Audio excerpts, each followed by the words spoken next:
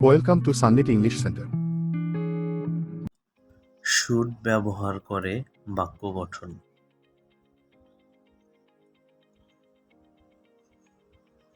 You should do, তোমার করা উচিত।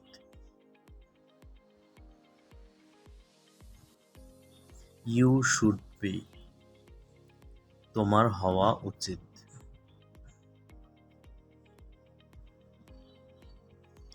ইউ শুড হ্যাভ ডান, তোমার করা উচিত ছিল। ইউ শুড হ্যাভ ডান, তোমার করা উচিত ছিল।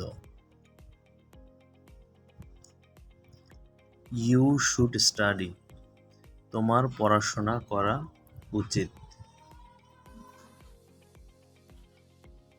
ইউ শুড বি অপটিমিস্টিক, তোমার আশাবাদী হওয়া উচিত।